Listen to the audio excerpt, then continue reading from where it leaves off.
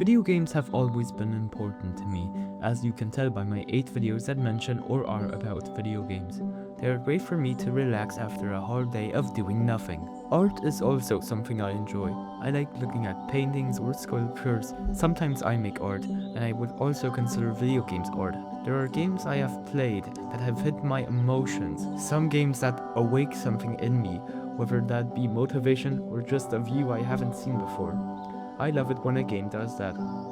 The Beginner's Guide is a game just like that. Created by Davey Redden, the creator of the hit indie game Stanley Parable, The Beginner's Guide is a game that most of you probably haven't heard of. I hadn't for a long while. The way I discovered this game was from a YouTube short by Pirate Software. No, I'm not kidding. I can't find it, but I remember him mentioning the game. At the same time, a sale was going on, and I decided to buy it and go in blind. And after playing it, I do recommend you play it blind. It works better this way. But if you do not want to, it's fine. So sit tight, cozy up, while I talk about this game to you. The game starts with a white screen.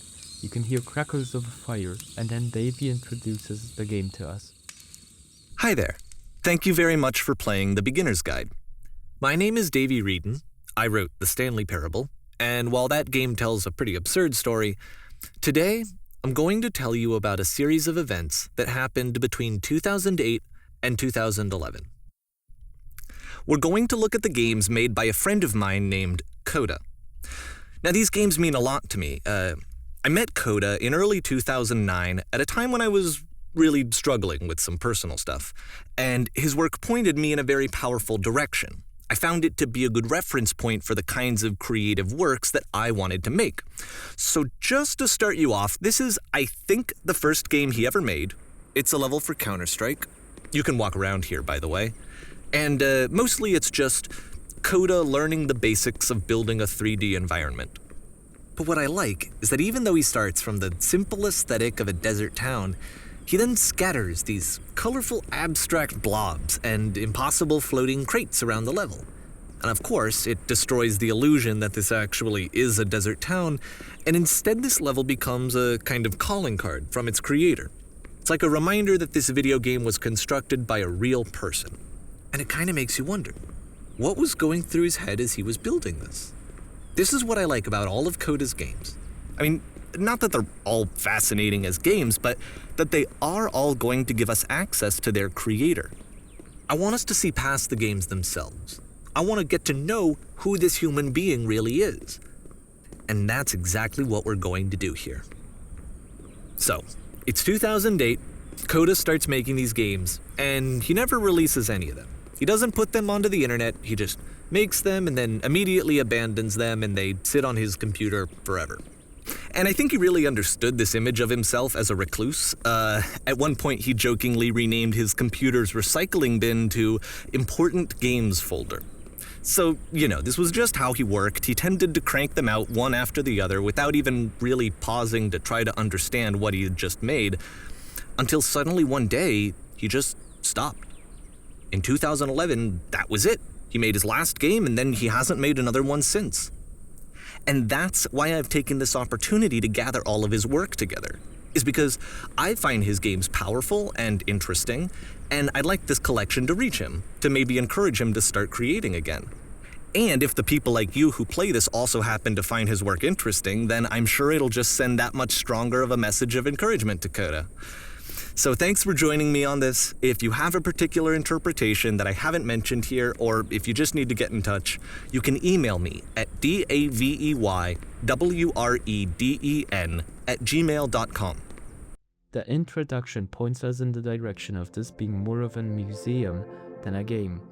We are going to get shown games Coda made, and us playing this game might make him return and continue making games. And then we get sent to Coda's real first proper game.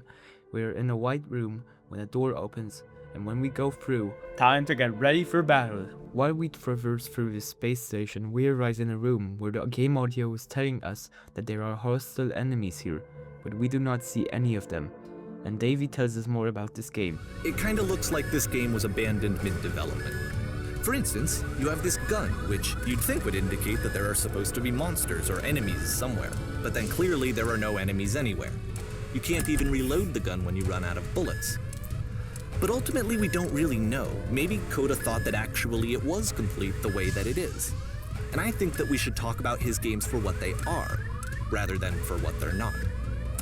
In the clip, you can see me try to fire after I ran out of bullets, but there is no reload button. I can't do anything. So we continue on, and Davey mentions a little tidbit in this game. I love how you can see the bottom of the universe from this room. There really is no bottom in the outside part of this level.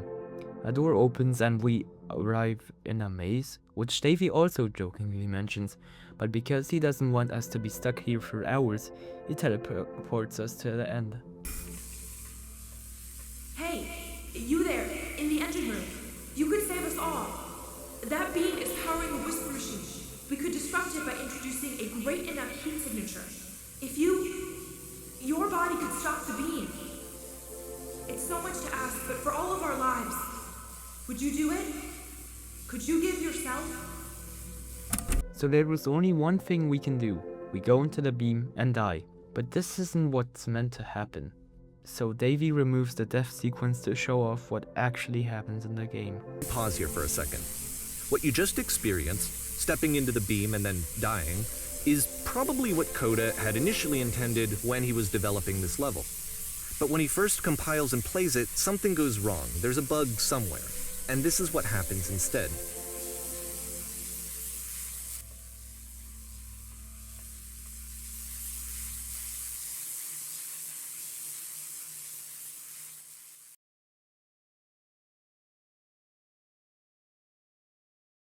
The beam causes you to start floating. And this is an important moment for him. Because yes, this is technically a glitch, but Coda identifies something human about it, like how small it makes you feel in the face of this larger chaotic system. Or this floating could be the afterlife, a peaceful place, juxtaposed against all of the hysteria that you've just had to traverse. I don't even know. I have no idea what he was thinking, but what's clear is that after making this, something lodges itself in his brain. He wants to do more of these really weird and experimental designs. So he stops work on this and moves on to a stream of tiny little games that go in all sorts of directions. Let's go ahead and take a look at the first game he made after leaving this one behind. We spawn into a room that feels like a room you would see in a game like Wolfenstein, but you can't move forward. Looking for what I have to do, I turn around. And so I press the S key and I move. I continue moving around and then hit a wall, even though there wasn't one before. I turn around and there is more text. I love this small game because it's pretty creative and Coda did a really good job on this. Simple, short and original. The next game is not that noteworthy for me. It is just you walking through a small path until you see the sign you are now entering. It doesn't have a meaning, at least for now. Oftentimes, Coda would put bizarre titles like this one at the start of his games. We can see these large rectangular blocks with one of them having a staircase that leads to this door, and Davey tells us more about Coda, how this was a game he made before he met Davey, and how Coda was more uncaring of his games in a way. We start to climb the staircase, but then I get slower and slower until I can't move anymore. Once you've been slowed to an absolute crawl, the door at the top of the stairs opens. So why, if Coda's not showing these games to anyone, why bother opening the door at all? Well, to show you, I'm modifying the game here so that when you press enter, it'll bring you back up to full speed so you can enter the door for yourself. I press enter after Davey changes the game, and then we enter this room.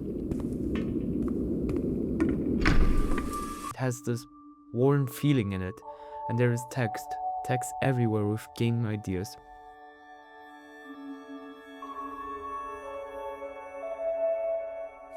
A room that's warm and nice and filled with little ideas for games.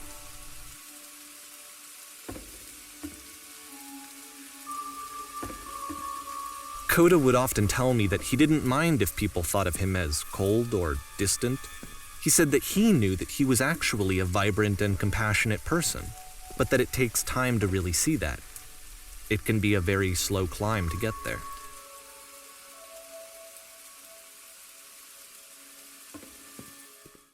But then we have to get pushed to the next scene. We aren't allowed to stay here as long. We are in a cold location with a lot of concrete walls. It feels distant. We move along and then we see a wooden door. A puzzle we have to solve. I try this puzzle for a few seconds until I get an idea. I close the door to see if that may do something, and it does. There's a second lever on the door. But then, we arrive in this room. So that seems to be it, right? You walk down a corridor, you solve the puzzle, you get to the end. Simple enough. Alright, now I'm going to modify the game again so that when you press enter, it'll remove all of the walls from this room. Beautiful architecture hidden from our view appears. This must have taken hours to make.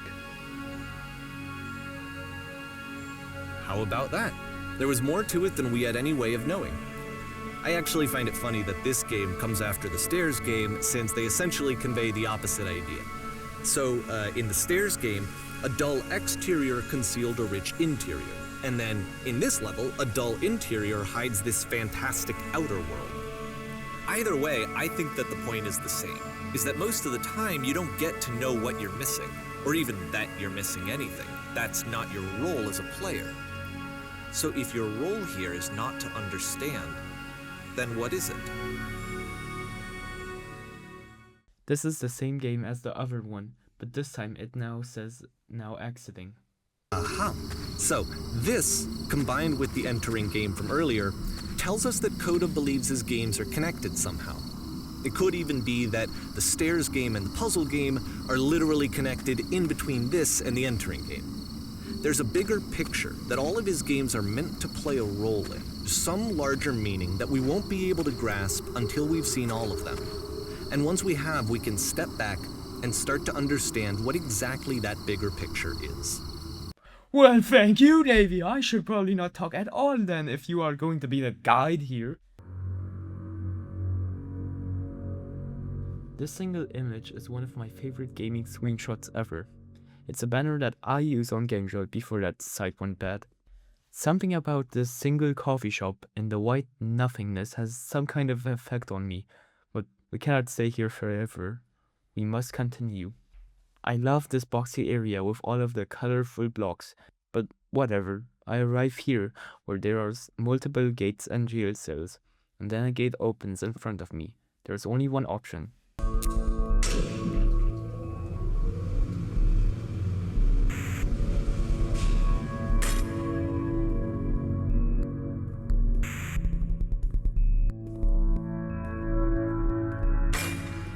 This prison, funny enough, in Coda's original design, the door stayed shut for a full hour before letting you go. If you don't mind, I think we're gonna skip that. Once again, Davey changes the game so that we as the player don't have to suffer from watching 1 hour of jail bars. And he also mentions another conversation he had with Coda. Through it. And I would always defend that, all this work goes into the game, why not make it playable and accessible? And so we just got into heated arguments over it, and there was one time that after one of these conversations, he went home, and a day or two later, he sent me a zip file entitled Playable Games that was full of hundreds of individual games, each of which was just an empty box that you walked around in and nothing else. Believe me, I played every single one of those just to find out if there was like a gag hidden somewhere. There wasn't. This place feels somewhat dreamlike, and once again we see the 3 dots and the door with the same solution. We continue on until we arrive here in a room with 3 humanoid figures with boxes as heads with words on it like speak and listen, and they ask us questions. You there, did you come from up above? What was up there? Yes, there was an enormous prison I spent hours in. That's the word above, you've been there. Now this is important. Did you have to get through a puzzle with 2 doors and switches? Yes, I did. That was literally the last thing I did before coming here. Again, perfect. Now please tell us how you solved it. Tell us the solution. Tell us how to get to the other side. Trust me, you do not want to go over there. Oh no, but I do. We need to get there. Do you understand? It is the most important thing in the world. We have to escape this prison. There must be an ending. I promise you, there is nothing I want more. Behind us, a pathway opens, where we go through and find the same room. Hello? How did you get here? Was there a puzzle you had to pass through? Yes. Do you want to know how to solve it? No, we actually find the black space between the doors to be far more interesting. Have you seen it yet? Why would I care about the space between the doors? There is a reason, but it may take time before you understand, which is fine. We'll see it again soon. And the pathway opens once more. I descend and see a lamppost.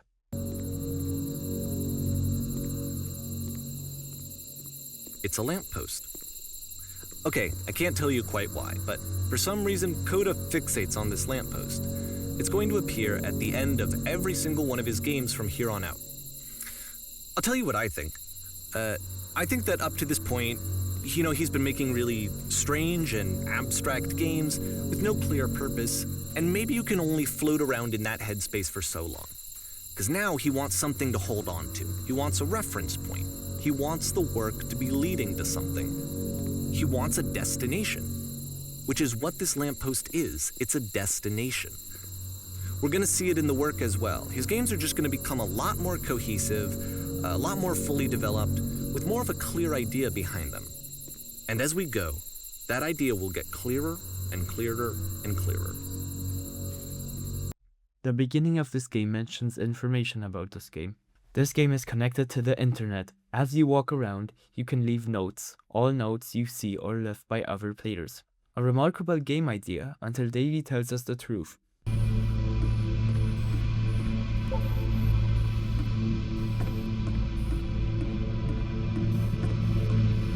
So first off, I'm sure you can deduce this, but this game is not connected to the internet. All of the notes that you're going to see have been written by Coda. There are so many notes here that he must have spent hours on. Some of them are funny, some of them aren't important, but some of them have more worrying messages, more lonely messages. I continue on until I see this beautiful painting. Some of the notes are trying to find the meaning in the painting or just insulting it in a way. We then arrive in a white space, textureless, and Davey returns with his interpretation of what the door puzzles mean. At the end of this level, we're going to see the puzzle again. And here, I'll tell you what I think the puzzle means. We start to hear whispering. Each of these games represents an idea that was on Coda's mind at the time that he was making it. And the puzzle is a way of closing the door on a previous chapter of his life before moving on to the next one.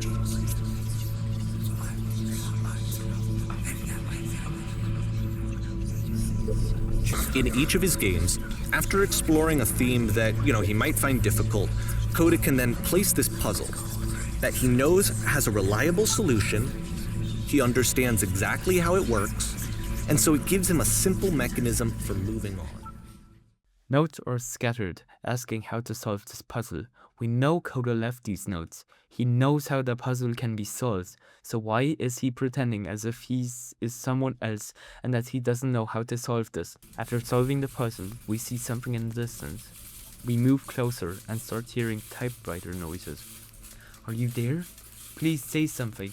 It can be anything. I just need you to say something. Talk to me, please. Why are you having so much difficulty talking? Speak! Speak! Speak! Speak! Speak! We are in some kind of a room where we can see a well that is blocked off by some jail bars. I look around until a door opens. I walk through the path I am given and then I arrive at the bottom of the well. See, this is it, the whole game, and there's nothing that's particularly interesting about it. You just walk to the end of a hallway. Except, for some reason, Coda gets really fixated on this prison that has all of this modern furniture. And I don't know why, but he decides he needs to revisit this prison. He's gonna start over, use the same assets, turn it into something else. Okay, cool, here's version 2. So we load into version 2, where someone asks us what furniture we want, but our choices do not matter, until the walls start moving. Then we get sent to a different version. Hello, please walk forward. This guide will enable you to escape any prison environment. Follow the instructions carefully. Take care that you remember each step. First, click on this table. 3 dots once more. Good. Go over to the photo frame and click to turn it slightly. Now, turn the floor lamp in this room off. Then turn it back on. Now go to the left side sofa. Move it over a little. That's it. In a real prison, the escape will now open. Return to the start to be taken back to your prison. So I move to the small slab I see with the word return on it, and I appear in the same room, except... And of course, now the table is gone and you can't begin the chain of events to escape. And then Davy cycles through different versions. But you can't actually get to the well. And then a version where the inside of the prison is the outside and the outside is the inside. Let me just blink you real quick through a few more of these. I mean, he really unloaded on this prison idea. There's nearly a dozen. Personally, I think it's awful to watch this, to see a person basically unraveling through their work. And for what? Like, at what point do you just go, maybe there are game ideas other than this prison that I could be working on? But Coda doesn't have that voice telling you to stop, that particular mechanism of defense against yourself. Without it, you just spiral. And so he keeps going and going and going and going and going, and then he hits on something. And he likes it. And that's it. He's done. He stops making prisons. This is the very last version of the prison game that he created. And the reason I think it works is that the prison is not actually in it. I spawn into a dark environment where I can only recognize that familiar lamppost model. I walk towards it and see a telephone booth. The crickets are making their calls, and then the door opens and I enter. Hello? Who's this? Hey, it's me. I knew you after you escaped the prison. You're... me? So you were trapped in this prison too? Yep, I was in the escape tutorial. That's where I am right now. Oh, I'm so glad to know that I get out eventually. What's it like to escape? It feels like being completely still and wildly in motion at the same time. Do you feel any different? Sometimes I'm scared I'll get out and then things will be exactly the same as before. It actually does change. I don't feel like the same person at all. Oh good, that's so nice to hear. That makes me feel really happy. Remember to enjoy being who you are right now. It won't last. Wait, if you're me, then did you get a call from another version of you when you were trapped? Yes, I did get a call. That's how I escaped. What did they tell you? What did you have to do to get out? They just talked to me for a while. What? That freed you? How does that work? Just talk to me. Okay, I can talk. Let's just talk for a bit. Will you be here? I will be here for as long as you need. During the conversation, Davy talks about how he sees this from Coda's point of view. It's a conversation.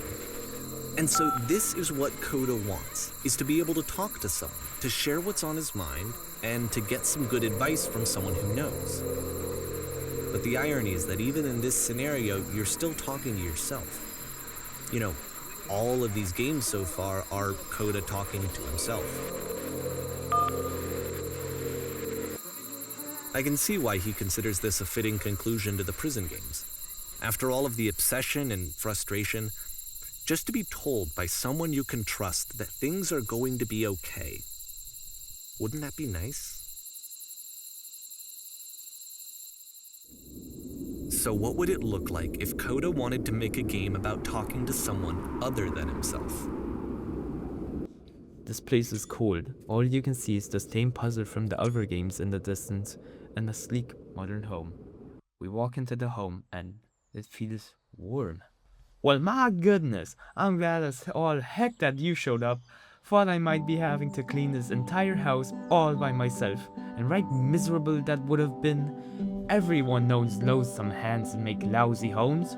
Don't worry about me. A place is nice. I'll be glad to stay here all night. Well, now you just might be a little ahead of yourself there, no? Why don't we start cleaning and then you decide whether you could do it all night? I'll finish up here. In the meantime, could you please clear the table? Davy mentions how this game took 2 months to make, and it shows with how great the quality is. This may seem not that entertaining, but something about this game gives me, like I've said 2 times already, a warm feeling. There's no pressure here, it's just you and someone else cleaning up a house. How do you end up doing this job? A friend dragged me along at the time when I was particularly desperate for cash. Turns out, I've never felt so good doing something for money in my whole life. Never did like cleaning my own home. I might have got some demons I ain't ready to face yet. We continue cleaning, and the character wants to tell us personal insight they see as cheesy. They decide not to, so we continue on. No need to be perfect, we're all just human. After finishing them, the chores repeat. After the intense set of prison games, this house cleaning level almost feels like cleansing. It's the moment after a particularly difficult or traumatic experience where you just need to let it sit and digest inside of you, and eventually cohere into something meaningful. Do these chores ever end? Darling, let me tell you something. Whatever work you do, you have to absolutely got to own it. Otherwise, it owns you. I know that Coda really liked this game. Of all of his work, actually, this was the only one that he called me up to ask me to come over and look at it. This was during a period of a few months where he was like grossly happy all the time, just walked around with a constant smile on his face. I was going to say that it occurs to me that one's house is a lot like one's soul. You take care of it, and it takes care of you. Don't know why I felt so weird about saying that, but there's a bit of truth in it, no? I'm glad he made this. I'm glad he found some peace. Question. Do you enjoy this? Then she disappears. The music is gone, and the window that I am pretty sure used to be there are now gone. I go through the door to leave the space, and I see the lamppost again. Why did you come here today? Was it to improve your life? Was it to get a better job? Was it to make your relationship more meaningful? No, you came here to be perfect. You are in a college classroom with a character who is trying to teach you how to be perfect, whatever that means, until you switch to his perspective. We can choose multiple options here, but the ones in yellow are the only ones that continue his speech, with the grey ones seeming to show how this character actually feels. He feels afraid. He's using this perfection mindset to ignore how imperfect we are. We are lying to the people here, and we know we are.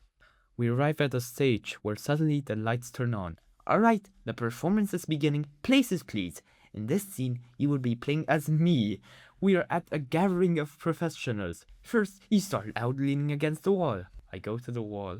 Good, stay right there. The woman across the room in this chair is a professional photographer of animals.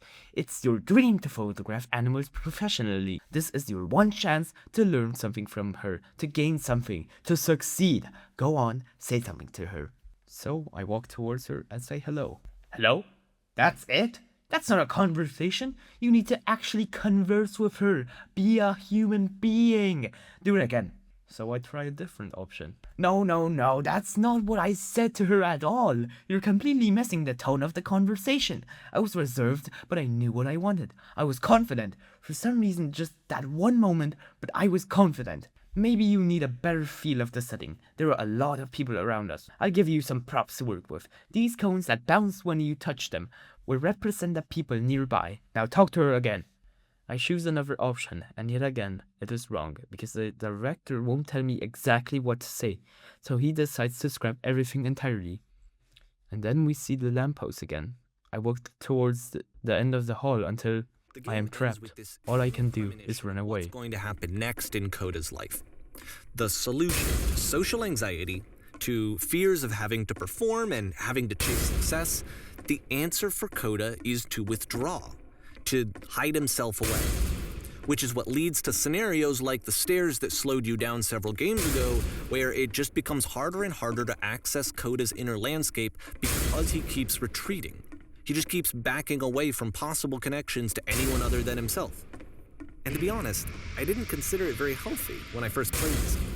You know, it looked to me like he was trying to justify the idea of just disconnecting yourself from the world. And that wasn't what I wanted for him or for his games. Because I feel like a lot of his games are inviting me to connect with this person, to bring him closer. But what can you do?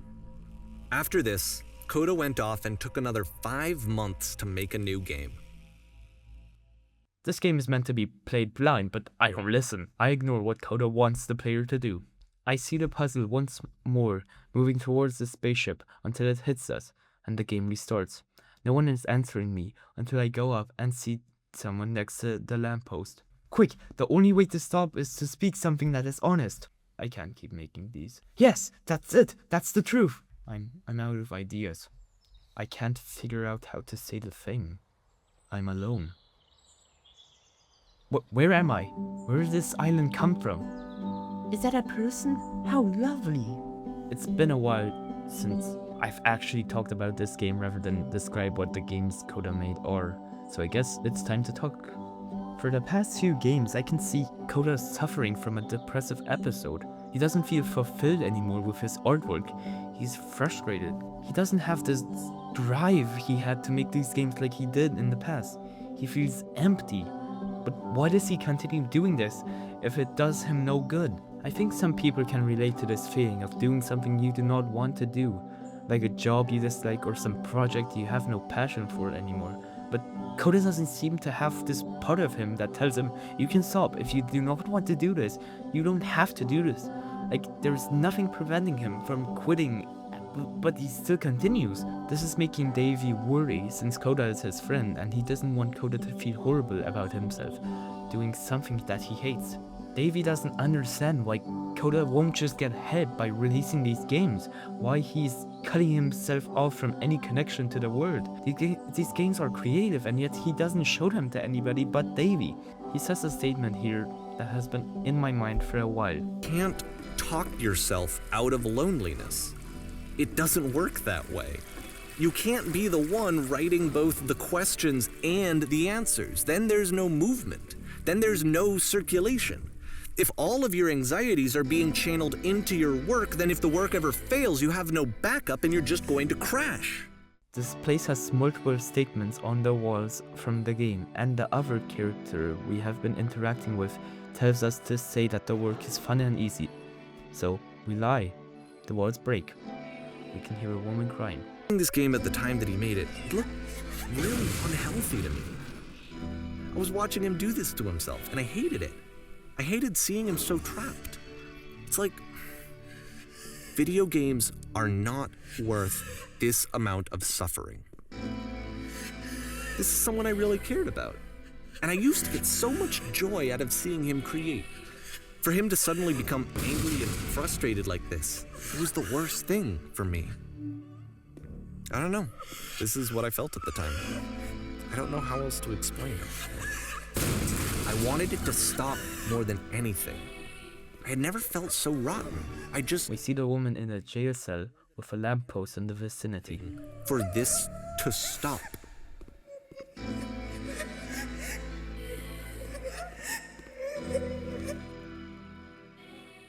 But it didn't stop. After finishing this one, Coda takes another 7 months and comes up with a new game.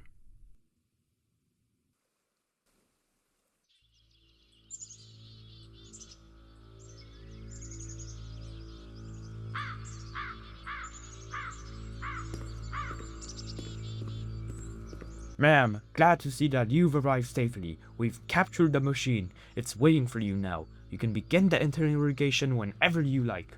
I intend to be quick. Very good. Just be warned. Someone called the press, so we might have a bit of attention on this one. Also, one more thing you should know about the machine.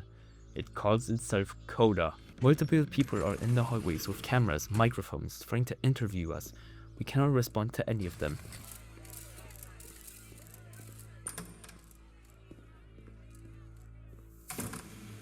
You stopped. Your work was keeping us alive. Those people out there, can you imagine what pain you've put them through? So here's what needs to happen. You need to go to the people who are out there and apologize to them. Think carefully. I know how to hurt you. Alright then, I will speak to them for you. The press is outside and we go to answer them. My friends! It falls on me to deliver the bad news. The machine refuses to admit that it deliberately hurt us. But this is not important. We are stronger than it thinks we are. Let us show it that we are not failures. Follow me, we will destroy the machine.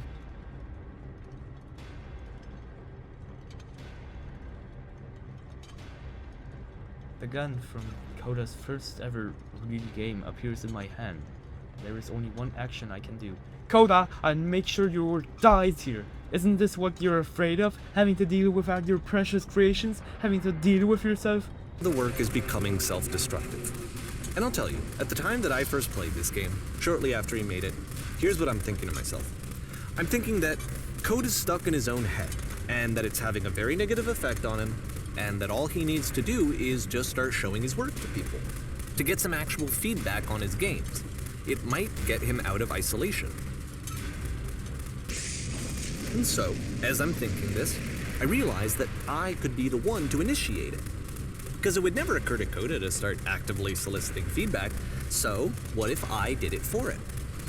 If he could see the difference it would make to have more actual conversations with other human beings, would that bring him out of his mental spiral?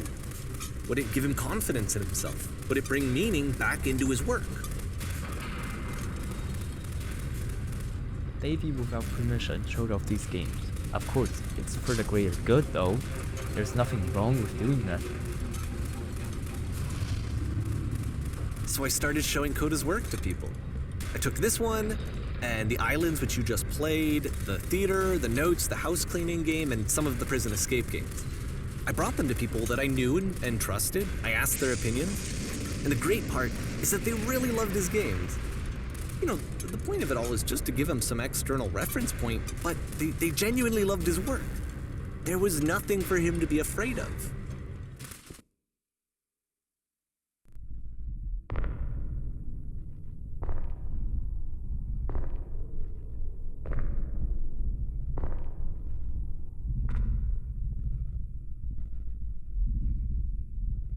Put down your weapon.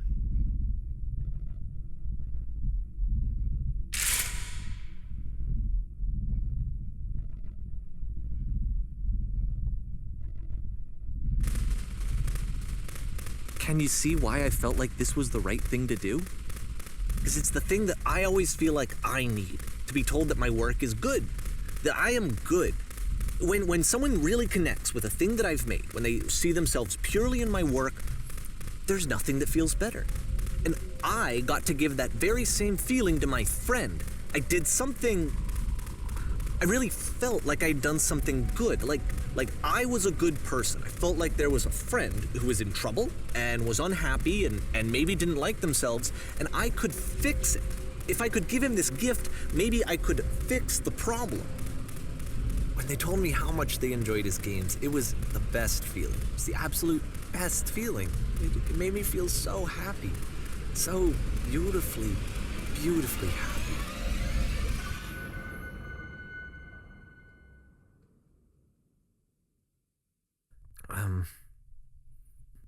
So anyway, Coda finishes this game, and then really he just kind of takes off for a while. So this is June of 2011, and I didn't hear anything from him for several weeks, I guess. And so out of nowhere, one day I get an email, and it's got a private link to a new game of Coda's. This one is called The Tower, and to my knowledge, it's the last game that Coda ever made. So let's take a look. This is the last game he ever made. This game starts in a modern, sleek room, until we arrive in this more cold room. It feels distant, the architecture is brutalist and not friendly. I try to get over to the entrance over there, but I am stopped by an invisible maze, which if I collide with, I restart, and it plays an annoying noise. It should also show a red flashing screen, but due to reasons, there was no red flash. And Davey changes the game for us so that we can cross over, but while talking, he mentions something to us. And to be fair, it's not like this is the first game that's needed some modification to be playable. Like the house cleaning game. You know, that one used to actually loop the cleaning chores and you just cleaned a house forever. I had to cut it off so that you could exit the house and the game would actually end. But that game had an idea that it was actually trying to communicate. Davey changed the game majorly. This isn't like when he teleported us to the end of the labyrinth in the first game. He changed it. He forcibly ripped us out so that we could not stay in this calm environment. But now there is a passcode we have to enter, which we do not know, and Davey puts the code for us on the ground. So we continue on and arrive in a room with a door, but it cannot be opened. The switch to the door is on the other side, and we can't access it. But he opens it for us. I think I should let Davey continue speaking. Was I a failure for not understanding this game? I mean, I don't know why I would be. It's not like everything needs to have a solution, but I feel it somehow. I feel like I failed, and I don't understand why. I remember, it's June of 2011. I'm playing this for the very first time, and as I'm playing, I'm thinking to myself, I don't know this person. I have no idea who this person is. It wasn't the guy I knew, it wasn't my friend. I had come to so many conclusions from looking at all of his work up to this point, and then suddenly none of them... I had been trying to, though. That was the thing. For years I was trying to get to know him, to understand who he actually was and what he stood for. I asked him so many times to please just tell me what his games mean to him. I asked him please to tell me what the 3 dots mean. And he wouldn't.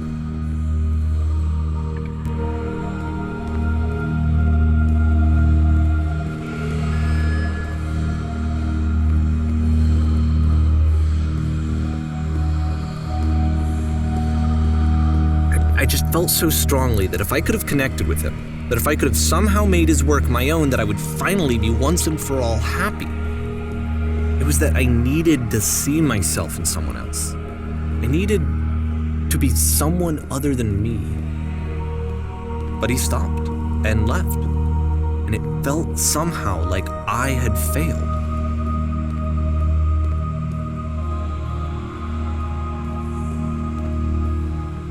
Where did I screw up?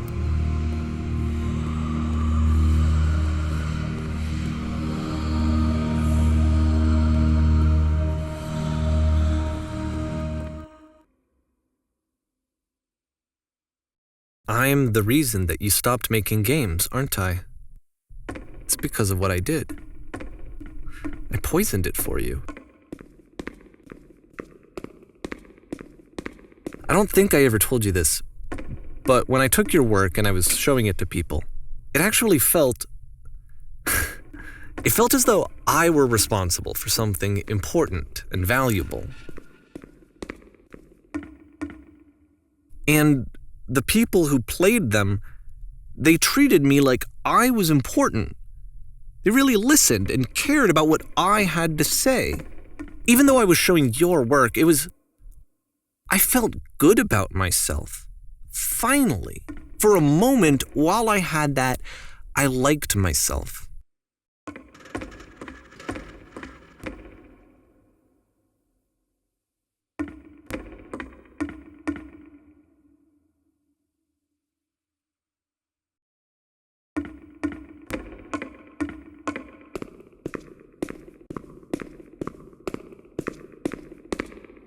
And then you stopped, and I didn't have anything left to show people.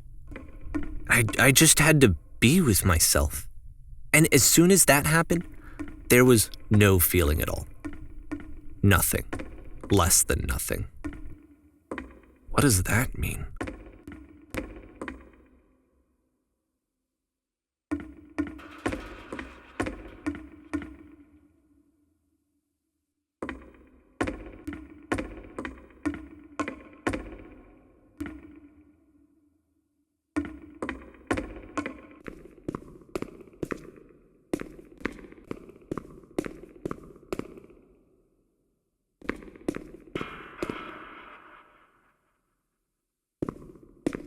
I'm afraid that I did something really stupid because I don't like myself.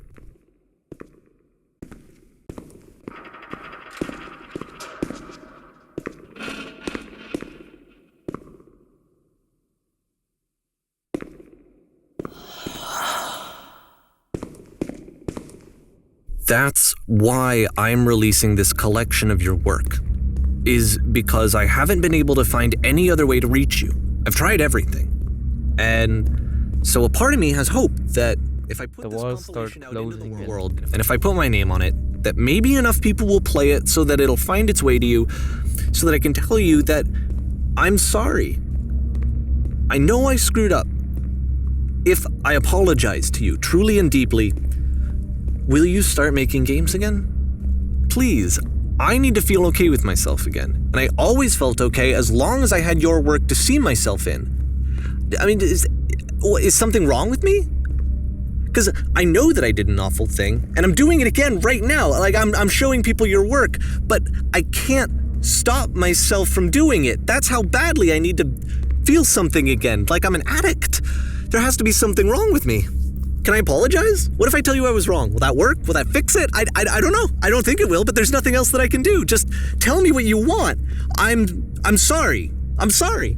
Please, start making games again. Please help me. Please give me some of whatever it is that makes you complete. I want whatever that wholeness is that you just summoned out of nothing and you put into your work. You were complete in some way that I never was. And I want to know how to be a good person. I want to know how not to hate myself.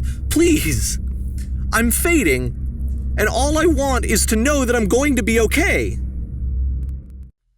I don't have a lot of footage from this part due to a bug preventing me from continuing, but this section is more of a look into Davey himself. He realizes his flaws, he struggles, but he accepts that. This is not healthy. He does not care about what Coda said about not contacting him. At the end, we see the engine room from Coda's Whisper Engine game. And there's only one thing we can do.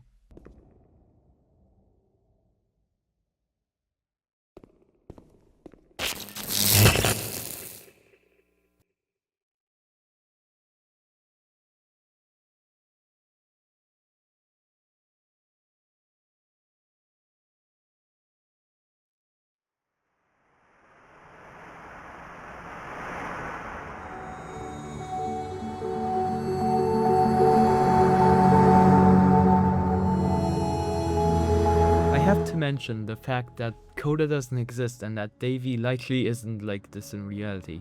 My view on this game is that it is criticizing some people who seem to try and find meaning in any artwork they see. In a way, this game is criticizing people like me who try to find something in a game that doesn't exist. Davey tried to portray Coda as this tortured artist whose games had some big connected meaning, that they all mean something. He needs there to be a bigger narrative when there is none. He adds the lamppost to try and drive this point that all of this is connected. Coda isn't a tortured artist who had issues with himself, who is self-destructive. He's just a guy who enjoyed making art without there being some kind of major meaning. In a way, I can relate to both of these characters. Sometimes I behave like Coda, but also not in a way. I can't really describe it. But sometimes I am very overtly negative about things I make. I do that with a lot of my videos. Every time I am done with one, I go around saying it's bad, no matter how much people tell me that it's good. I don't see it that way. I am 100% sure I'm gonna say that this video sucks after I'm done with it. But that doesn't mean I am broken or that I have issues with self-motivation or like self-love. I just don't like these videos. There isn't some bigger picture people are missing that doesn't exist. But I also act like Davey sometimes. I sometimes go off and look into things too deeply or don't care enough about people in my surroundings. I might be just as flawed as he is in this game, but I have not been able to see it yet. I remember a while ago I was arguing with someone. I can't exactly remember what it was about, but after it was done I felt like nobody understood me. As if no one would be able to see me for me, as if I was only going to be seen as something I am not. And I feel like that's what Coda is supposed to portray. The feeling of not being understood, the feeling of people trying to make you be someone you are not. I feel like I portray myself too much as a guy who is overtly negative, but I'm actually pretty positive. I'm a very optimistic guy, you just don't get to see that much because I just don't show it overtly. This game affected me a lot. I remember my first playthrough, I teared up, and while recording the footage, I teared up a bit in the cleaning game. Something about it just touched a part of my soul. The calmness, the feeling of knowing that everything will be the same and nothing will change, somehow feels good to me. I think it's because this game shows the real Coda, the one who just enjoyed making games that don't have to have a set goal, without any worry, without some big story behind it. I enjoy this. I really do.